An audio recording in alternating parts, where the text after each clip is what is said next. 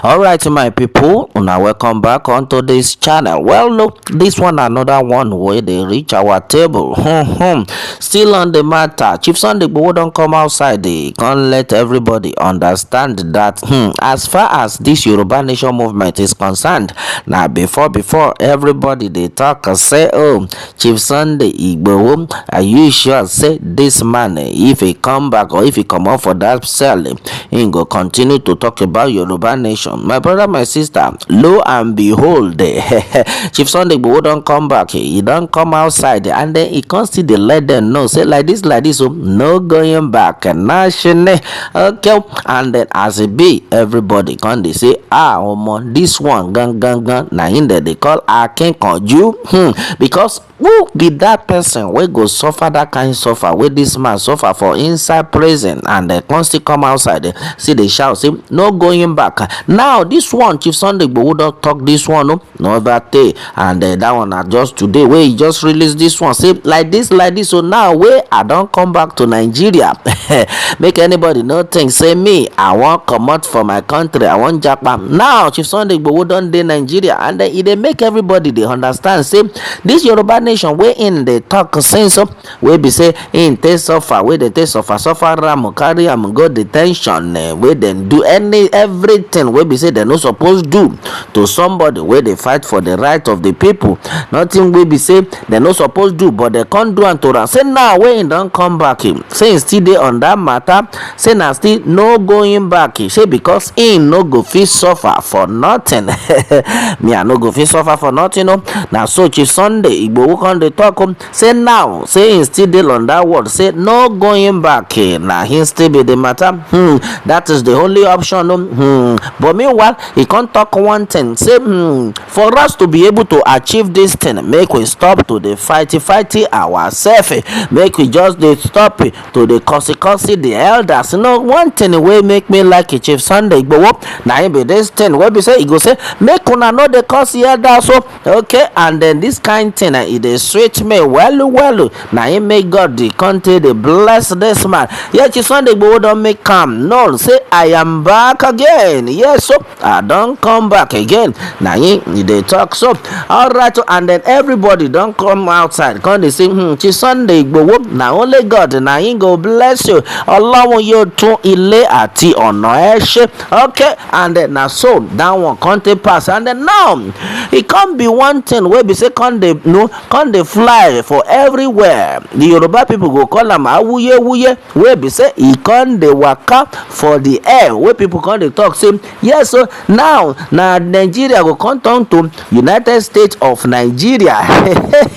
Now so everybody come dey laugh say which one come be United States of Nigeria? How na mean wetin una mean say make we dey bear that name? Yes, so na this man wey be one great economist wey even can still get position for this African Development Bank. The man name na Mr. Akinwumi Adesina. Okay, this Mr. Akinwumi Adesina come outside well on his own part. He say the suffer wey Nigerians don suffer e too much. Say this in Nigeria self wey we dey bear self, this Nigeria don put many people into gbege, e don put many people into wahala, e don put many people into palava. In fact, e don disgrace many people. In fact, most Nigerians even after they don comot for this obodo Nigeria, go outside Nigeria, this country, this name, e don, in fact, e don disgrace everybody. Now this man can't come outside.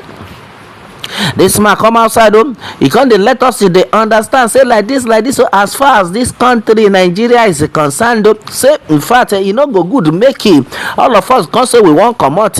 Some people say then be arewa, make those one come out, make this Biafra people come out, make Yoruba Nation people come out. Say no, they supported that kind thing. Say the best for us be say make we kukuma change the name to United States of Nigeria. Now in many Yoruba people come outside, even some Igbo people don't come outside. Say oga, waiting you they talking, waiting be your problem. Which one be United States of Nigeria?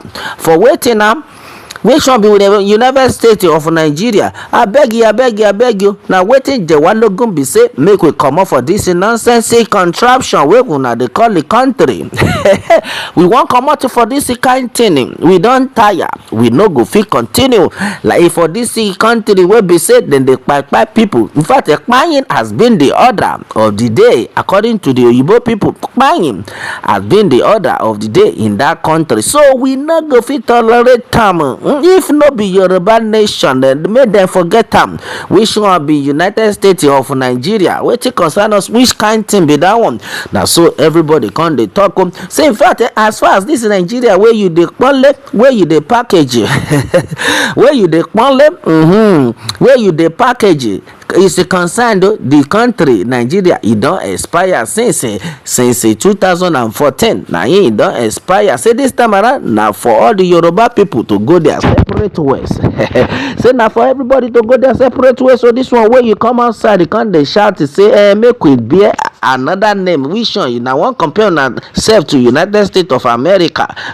Na never see anything. Wetin una get to offer the people? You dey shout United States of a Nigeria. My oga, make you just go find one place, make you park your motor well because nobody go follow you bear that thing. Na one carry us come go put for inside pangolo, abi na see one carry go put inside pangolo for frying pan to inside pangolo. God, e no go gree for now. Our Yoruba nation, na him we know, and no going back. Na him people come outside say which kind people come be? They say wetin this man they reason upon as you find rich, as you get money, you can't come outside, can't tell us say make we continue with this. Well, no be your fault now because you they chop well. They never even carry any of your family member. Say make you come pay ransom. Now he make you come outside. They can't say make we still remain for inside that kind country. May we they be a United States of Nigeria. My people, now so be the thing where they reach also onto this one, and then everybody don't party will sit out, everybody don't shout say oga wetin you dey talk. If you wan go, make you go your own, but as far as we are concerned, we go nowhere. Now this Yoruba nation, now him we know, and then now him we go wait for, no matter how it takes. According to what the people talk, say no matter how it takes, one day will be one day we go enter that our promised land. Either the enemy like am or not, we go enter that our promised land. So people come, they say oga Akinwunmi Adesina, abeg you make you no vessel. You don't try your own. Maybe not the only way where you feel believe, say you feel reason and be that.